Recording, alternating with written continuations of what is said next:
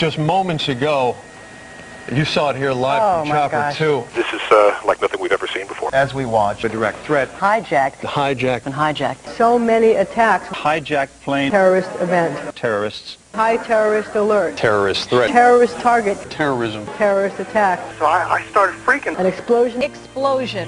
Explosion. Explosion. An explosion. Explosion. Another explosion. Third explosion. Crashing down. The World Trade Center on fire. Fire. Fires. Fire. Fire. Fire. The fire. Fire. Fire. Fire. Bombing. That a car bomb. Car bombing. Collapse. Collapsed. Collapse. The building has collapsed. Collapse. Collapse. Blown up. There are still people in there. Screaming, Screaming. crying, Thousands of injuries. jumping from windows, Casualty. Casualty. death, This is just so tragic. unbelievable, Unbelievable. Unbelievable. A horrific scene. horrified. Catastrophe. Continue to look live. Live. You're looking at this live. You saw it here live. Never would imagine we would see in our lifetime. An hour and a half in which the world in the United States has changed dramatically. We have no idea really what might happen next. Chaos sorcery, what has been known as the Hegelian dialectic, or problem, reaction, solution. And we're going to talk about what the Hegelian dialectic is, and we're going to see an example of how this is put into action when we analyze the 9/11 occult ritual. The Hegelian dialectic is what chaos sorcery really is, and this is an ideology that was formulated by George Hegel, a German philosopher. The Hegelian dialectic is a framework for guiding our thoughts and actions into conflicts that lead to a predetermined solution. So the solution is already predetermined before anything happens. The people who are putting this into effect want a certain outcome. This is outcome-based framework, an outcome-based framework. It's saying this must occur. This is the end result that we want, and anything else is undesirable and we will not settle for. It's going to happen this way. We just have to convince people that it has to end up happening this way. So what you do is you guide thought and action into decision making that ends up how you wanted it to begin with. This is accomplished by manipulating consciousness into a circular pattern of thought and action. So again, it's a manipulation of consciousness. It's ultimately about mind control. The synthetic solution to these conflicts cannot be introduced unless those being manipulated take a side that will advance the predetermined agenda. The agenda is already predetermined. We just need to create a synthetic conflict to make this come into manifestation the way we have it originally planned and designed. So, this is Hegel's dialectic, and it is not so much that Hegel is an evil person in his own right. This is another perversion. How chaos sorcery is used as an example of the Hegelian dialectic is it's a modified version of this dialectic for a dark purpose, for manipulation. The researcher David Icke has called this problem, reaction, solution. And it's a great term for it because it describes it perfectly. You create the problem to get a reaction, and then you offer the solution. And the solution was already predetermined. But I like to call it chaos, confusion, opportunity, because I think it more accurately describes what the process that's taking place is really about. You want to create chaos. You need a chaotic situation created, because the reaction that you're looking for is confusion, not knowing what to do or how to act appropriately to the situation. Once confusion enters the mix, you have fear-based consciousness. So the person is willing to accept all kinds of limitations and control to go back to order. And therefore, that's your opportunity to bring in your predetermined solution and get them to go along with what you originally wanted. David Rockefeller described the Hegelian dialectic perfectly. He said, "We are on the verge of global transformation. All we need is the right major crisis, and the nations will accept the new world order. And it's not the light one that he's talking about.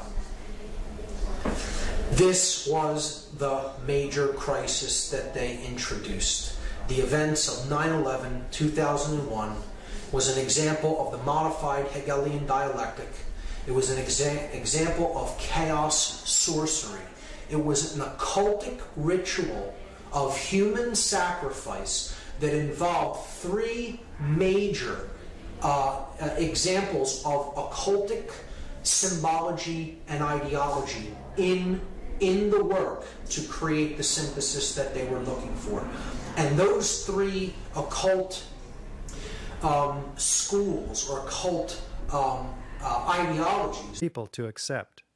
At this point, we have 9 years of hard scientific evidence that disproves the government theory about what happened on September 11th, and yet people continue to be either oblivious to the fact that this information exists or completely resistant to looking at this information. So the question becomes why? Why is it that people have so much trouble hearing this information? From my work, I think we would be remiss not to look at the impact of trauma. My name is Marty Hopper, and I'm a PhD clinical psychologist. I've been working and living for the past 30 years here in Boulder, Colorado. For the past 11 years, my work has focused on helping people who have experienced personal trauma. Now, as we know, the horrors of what happened on 9/11 were televised all over the world, and they were televised, in fact, live. We witnessed the deaths of almost 3,000 of our fellow Americans. We know this had a very severe and traumatic impact on a majority of the population. I myself cried for weeks after September 11th. A friend of mine who is a psychologist in practice here in Boulder said that her caseload increased tremendously after 9/11, and people that she hadn't seen in 10 years were coming back into her practice. So I think it's safe to say that collectively as a nation, because of what happened on September 11th, we experienced trauma. I'm Fran Schur, and I have a master's degree from the University of Colorado. I've had a private practice as a psychotherapist and as a licensed professional counselor for about 20 years. Why do people resist this information? The information that shows that the official story about 9/11 cannot be true. What I've learned is that as humans, each of us have a worldview, and that worldview is usually formed in great part by the culture we grow up in. When we hear information that contradicts our worldview, social psychologists call the resulting insecurity cognitive dissonance. For example, with 9/11, we have one cognition, which is what the official story of 9/11, what our government told us, what our media repeated to us over and over, that 19 Muslims attacked us. On the other hand, we have what scientists, researchers, architects, engineers are now beginning to tell us, which is that there is evidence that shows that the official story cannot be true. So now we've lost our sense of security. We are starting to feel vulnerable. Now we're confused. 9/11 challenges some of our most fundamental beliefs about our government and about our country. When your beliefs are challenged or when two beliefs are inconsistent, cognitive dissonance is created. 9/11 challenges the beliefs that our country protects us and keeps us safe and that America is the good guy. My name is Bob Hopper, and I have a PhD in clinical psychology from the University of Cincinnati. For the past 29 years, I've been a licensed PhD clinical psychologist in Boulder, Colorado. When your beliefs are challenged, fear and anxiety are created. In response to that, our psychological defenses kick in, and they protect us from these emotions. Denial, which is probably the most primitive psychological defense, is the one most likely to kick in when our beliefs are challenged. I'm Danielle Dupré, PhD, originally from Switzerland, where I studied psychology and psychoanalysis. For the past 15 years, I've been empowering people who have experienced significant trauma. America is a powerful nation. It has never been attacked. We were confident, we felt secure, and all of a sudden that security collapsed. People started to be fearful. With all those rumors, those news, people didn't know what to think about. And it's a very, very uncomfortable state to be in. And eventually, our mind shuts off. Just like when a computer is overloaded, our minds get overloaded. We can't handle it anymore, and we shut down. It's easier to deny it and move on with our lives. What some of us will tend to do is deny the evidence that's coming our way and stick to the original story, the official story, and to try to regain our equilibrium in that way. Another thing we can do is decide to look at the conflicting evidence and be sincere and be open-minded and look at both sides of the issue and then make up our own mind about what reality is. I'm Dorothy Lorick. I have a master's degree in counseling psychology from the University of Colorado, and I've been practicing reevaluation counseling for over 16 years. If we can think of our worldview as being sort of our mental and emotional home, I think all of us will do just about anything to defend our homes, to defend our families, and so I see that with people, and I saw that with myself when my brother tried to talk with me about it, of don't mess with me, don't mess with my home, don't mess with my comfort with how things are. And about a week later, I read a lengthy article by Professor Griffin about why he believes the official account of 9/11 cannot be true. And it was a very well-researched article. I was in my office at the time. I sat there and I felt my stomach churning. I thought maybe I was going to be sick. And I leaped out of my chair and ran out the door and took a long walk around the block, around several blocks, and just broke down. I understand now that what was happening was my worldview about my government being in some way my protector, almost like a parent, had been dashed, and it was like being cast out into the wilderness. Many people respond to these truths in a very deep way. Some have a visceral reaction like they've been punched in the stomach.